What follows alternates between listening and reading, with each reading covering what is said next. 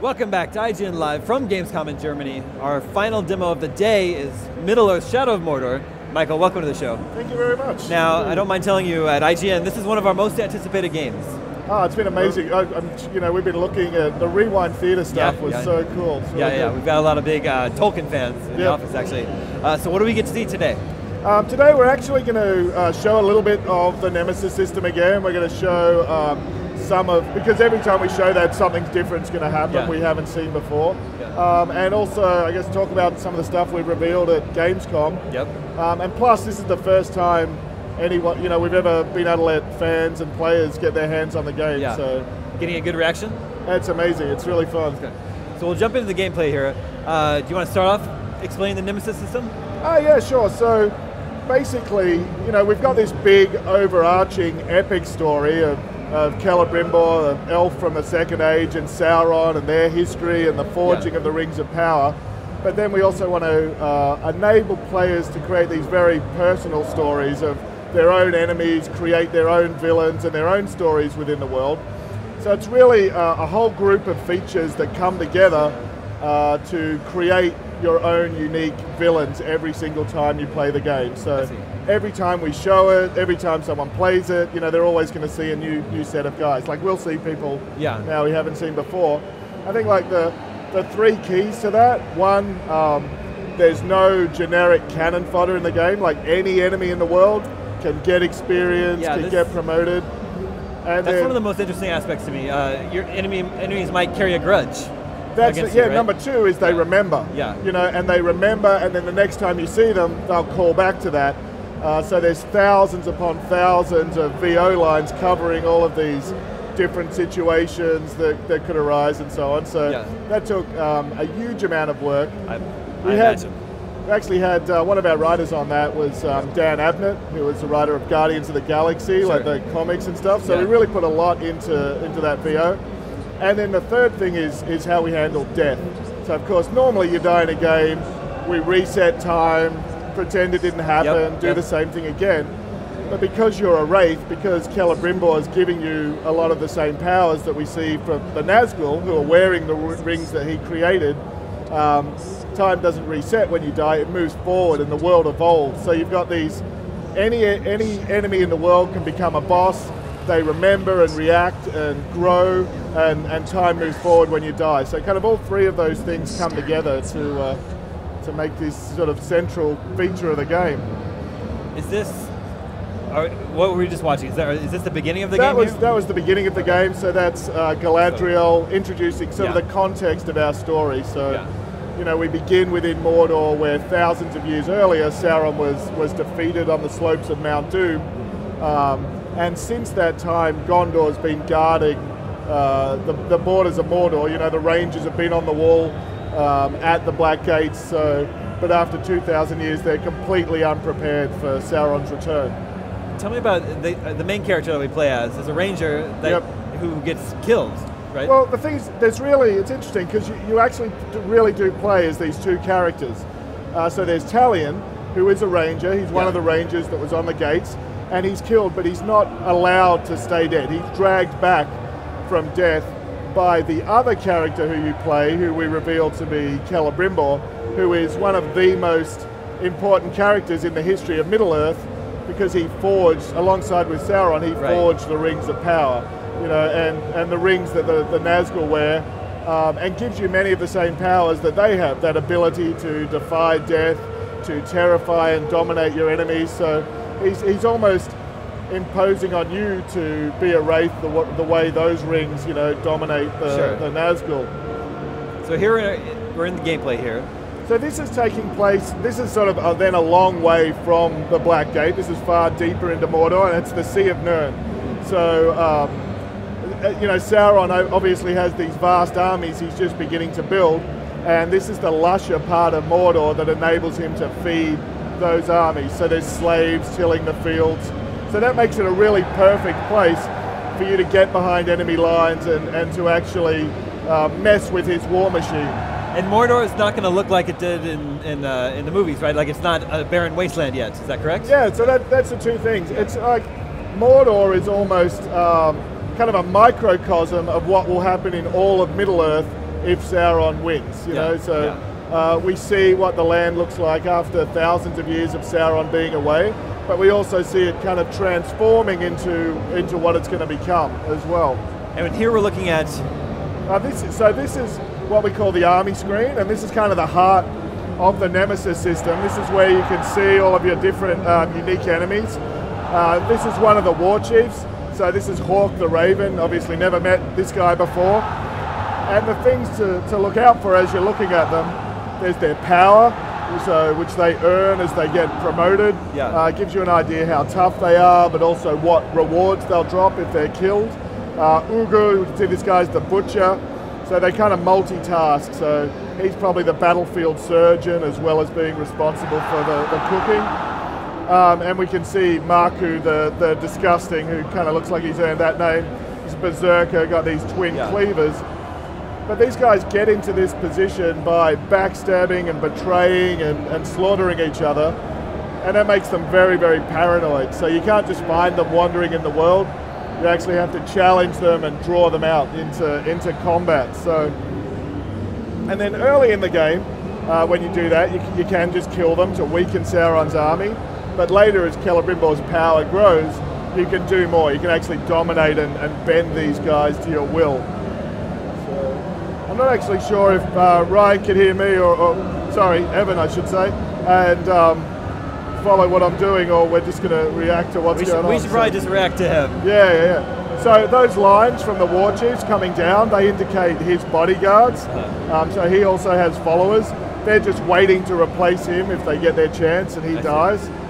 The guy with the shadows that we don't know about, we haven't learned who they are yet, so you have to gather intel, interrogate your enemies to learn about them, as well as to learn their strengths and weaknesses. So you really also want players to be able to control their own difficulty, you know, rather than just going back to the menu, hitting easy or hard. Within the game, if you want a really tough challenge, you can go straight after a war chief, take on him and his bodyguards at once.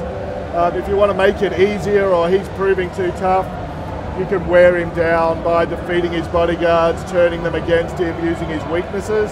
Really want it to be very, very dynamic, you know, have a lot of choices for the player. Yeah. Is that the map in the upper right corner showing you where you can find them? Yeah, so that map up there, that's the map of the zone that you're in this case Nirn, and each area that you're in has its own army, its own hierarchy. So, and you can travel back and forth between those as you kind of take these guys on.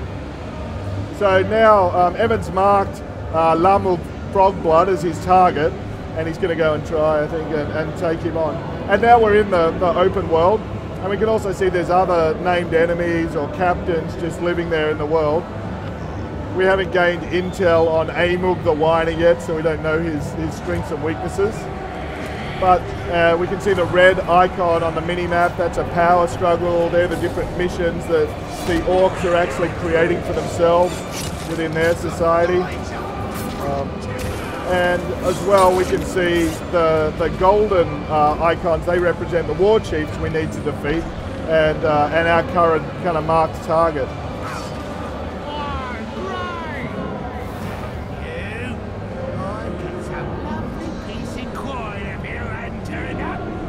So there, Amug the Whiner is going to live up to his name and his personality, and he's not too happy about having to have this sort of showdown.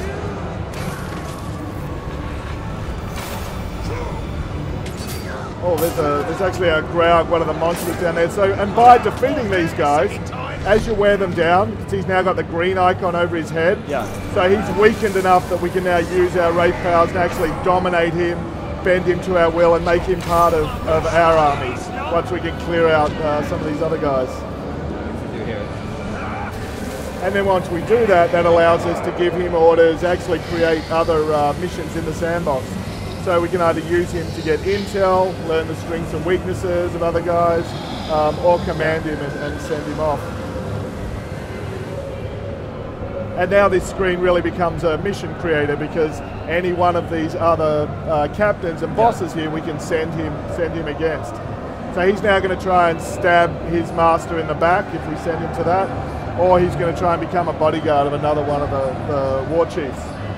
Or he can just try and if he wasn't tough enough, you can actually send him on duels and things against other captains, farm him up, he'll become more powerful. And there's no limit to the number of these guys you can bend to your will. I see. Can you use your Wraith powers at will? Some of them you can. So, and you can actually, it's almost like you're feeding on the fear of your enemies. You can drain your Wraith power from your enemies, from the orcs. You can use them at will. Some of them are balanced on time. Like if you want to grab someone and dominate them until that's finished, you can be knocked out of that. Another guy attacks you. And of course, Celebrimbor, as an elf, he's an extremely powerful archer. So the ammunition that he needs, that also fuels some of his powers as well. But this being able to jump on a mount and dominate these beasts, once you've unlocked that, you can do that at will. So these creatures that are really dangerous at the start of the game really become tools in your toolbox as you grow in power. You also revealed this week that Gollum's in the game. Yep. Right? It's very cool. Yeah, he's really great. The thing about Gollum, so of course we've got Talion and Celebrimbor on this journey, but Gollum's relationship to those guys is, I think in some ways it's really similar to his relationship with Sam and Frodo later that we see in Lord of the Rings. Yeah. So Celebrimbor really had something in common with Frodo. He's trying to resist this corruption of power. He's on this epic journey to kind of have this showdown with the Dark Lord. And sort of Gollum has this, almost worships him in the same way he does Frodo as his master. Whereas Talion really has, and I think this kind of came to life a bit with Troy's performance of Talion and really grounding that. He almost has something more in common with Sam.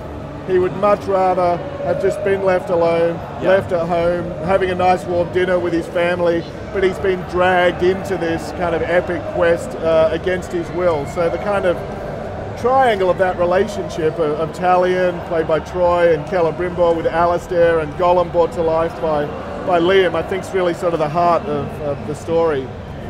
Have you revealed what Gollum looks like yet? Have we seen Gollum yet in the game? Yeah, we have. So Liam O'Brien was the actor, and obviously Gollum is such an incredibly iconic character, and he just did an amazing job, I think, of bringing that to life. And as soon as you see that, you're just so grounded and kind of immersed in this as Middle Earth. He's amazing.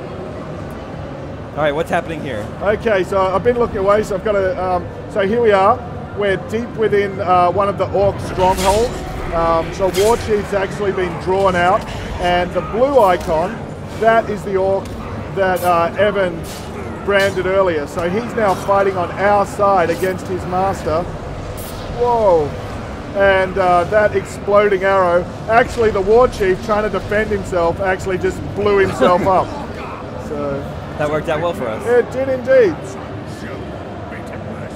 Okay. Oh, lucky shot. Actually, I didn't check before. It could well have been him that blew the other guy up. But anyway, Loomlug Frogblood, that's the end of him. And now Amug the Whiner, who is our follower, has moved up into that position of War Chief. But none of that is scripted, right? Like this is just nothing. This is just your game. Exactly. It's a really fun. And now Amug needs to fight for his life as well and sort of see off all of these other orcs. So that's sort of flipping from now you're trying to destroy these guys to now you're trying to protect them and build your army. It's really fun. It's almost like, in some ways, the second half of the game almost feels like the sequel to the first half, because you're just getting used to all the mechanics and the action of it in this very personal, sort of intense action game, and then it really changes up the dynamic because all of these strategic choices and options kind of open up once we get here. The headshot. And then once you're within these strongholds, things can get really crazy, because thanks to obviously the power of next gen, we can really have quite significant numbers of enemies on screen. Let's see how this works out. So this guy, he's actually recoiling in fear. Is the goal to clear out the stronghold? At the beginning, the goal is to clear out the orc leadership. Later, the goal becomes to actually build your army so that you can take them and take them against the Black Captains, who are the main villains. The last video released was kind of that story trailer of those guys. So then as well as all of these orcs, we also have these tentpole villains who are Sauron's main henchmen, sort of his main bodyguards that are leading the whole sort of reoccupation of Mordor, because it's a big part.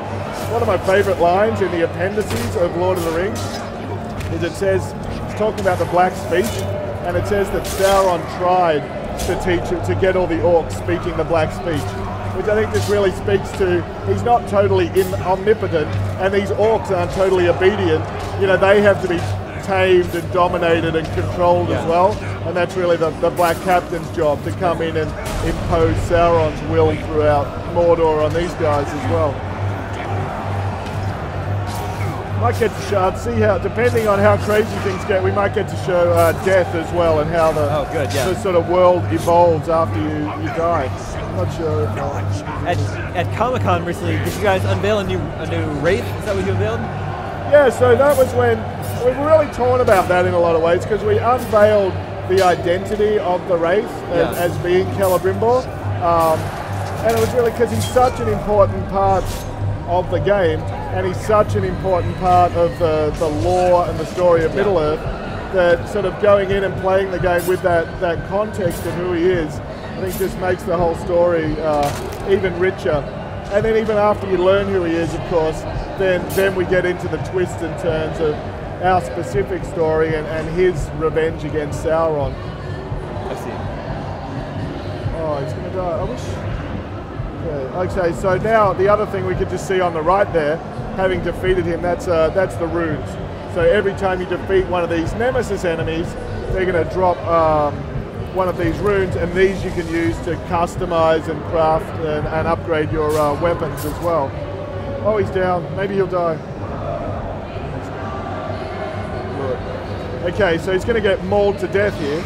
And as I say, what's going to happen now is, until he's resurrected at one of the Forge Towers, time's going to move forward, so we'll see all the power struggles resolve in the Orc Society. So the guys that he's killed, the power struggles, the promotions, and then next time he meets them, they're going to remember all of those encounters as well. I see.